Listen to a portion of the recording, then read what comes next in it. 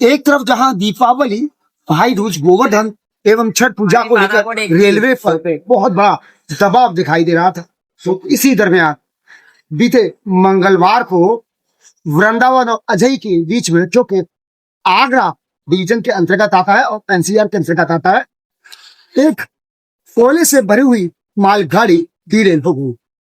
जब ये जानकारी तो हड़कंप मच गया। आनंद स्वानंद में सबसे पहले उस ट्रेन को वहां से हटाने का प्रयास किया गया और जो ट्रेन आगे की चीज बढ़ रही है उनको तत्काल जहां का रोक दिया गया।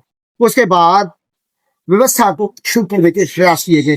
आगे पीछे देख सकते हैं यहाँ पर भीड़ है, तो सुबह ट्रेनें लगातार लेट हो रही हैं। कल रात से ही यात्रियों में भी बेचैनी थी कि आखिर क्या कारण है कि उनकी ट्रेन घर को लेट हो गई है।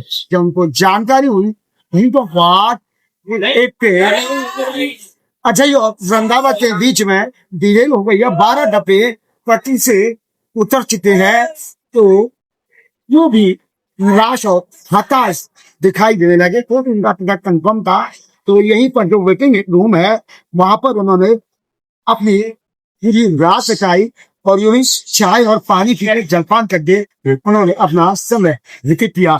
जब हमने उत्तर मध्य रेलवे आगरा रेल डिवीजन की जनसंपर्क अधिकारी प्रोफेसर श्रीवास्तव से इस मामले की बात की तो उन्होंने साफ कहा था कि 8:30-9 बजे के आसपास जब ये ट्रेन डिलेल हुई के बाद उसको व्यवस्थित करने के प्रयास किए गए। उन्होंने कहा कि 12 डिब्बे डिलेल हुए हैं जो कोयले से भरे हुए थे। उन्होंने कहा कि आज सुबह तक पीछे से जितनी भी नई दिल्ली की तरफ से ट्रेनें आ रही हैं उनको कुंडला की तरफ से डाइवर्ट करके आगे की तरफ भेजा जा रहा था, लेकिन वर्तमान स्थिति में अधिक है जो मार्ग है उसको दुरुस्त कर दिया गया है और संभव है आज शाम तक सभी गाड़ियां अपने निर्धारित समय से आगे बढ़े।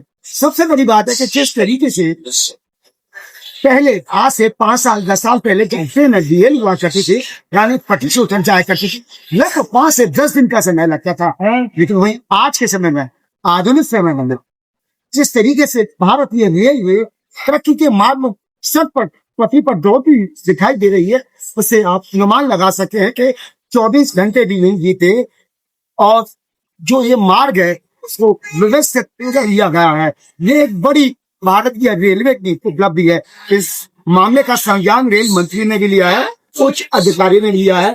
अधिकारी ने वहां का बकायदा मुआयना किया है। एनसीआर और आगरा रेल मंडल, आगरा रेल मंडल के अधिकारी भी वहां पर यानी कि घटनास्थल पर पहुंचे और व्यवस्थाओं का जायजा लिया। कर्मचारियों अधीनस्थ को निर्देश दिए गए और अब मार्ग के अवरोध हटा दिया गया है और इस मार्ग के जितने भी पीछे आगरा के रेलवे स्टेशन पर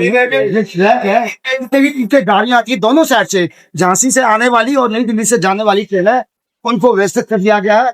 और यहाँ बताना बहुत आवश्यक हो जाता है कि पहले यहाँ पर सिर्फ 2 ट्रैक हुआ करते थे, वर्तमान में 3 से 4 ट्रैक हैं। यही कारण है कि रेलवे जो ट्रेन है हमारी उनको अधिक परेशानी का सामना नहीं करना पड़ा। डिलेल के बाद में उन ट्रेनों को, मालगाड़ियों को रोक दिया गया और यात्री ट्रेनों को आगे बढ़ाया गया और अब हालात यह है कि अधिकतर गाड़ियां आगे बढ़ा दी गई हैं। अब आने वाला समय बताएगा कि और कितनी गाड़ियां बीच में अटकी पड़ी हैं और देरी से चल रही हैं।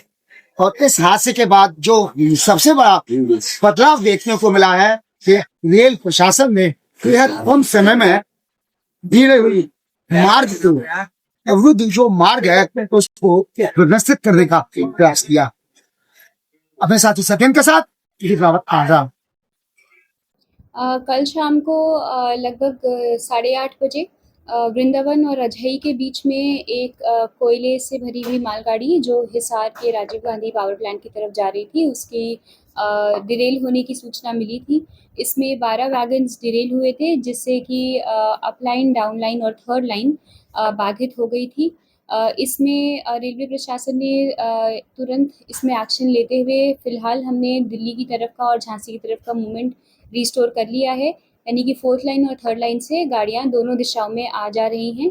अभी वर्तमान की स्थिति ये है कि अप और डाउन लाइन में भी जितना भी डिरेल्ड वैगन्स थे उनको हटा लिया गया है और जल्दी ही इन पे भी मूवमेंट कुछ ही घंटों में शुरू हो जाएगा। कौन कौन सी महत्वपूर्ण ट्रेनें कैंसिल करनी पड़ी? इसमें कैंसलेशंस नहीं हुए हैं लेकिन ट्रेनों का डाइवर्जन किया गया था। वो डाइवर्जन कल रात में इफेक्टिव था। आज सुबह 7 बजे के बाद से डाइवर्जन्स भी कैंसिल हो गए हैं और गाड़ियां अपने प्रॉपर रूट पे चल रही हैं। दिल्ली से आने वाली गाड़ियों को मथुरा ना होकर वाया टुंडला होकर लिया गया था और इसमें लगभग आधा दर्जन गाड़ियां इसमें इफेक्टेड हुई थी।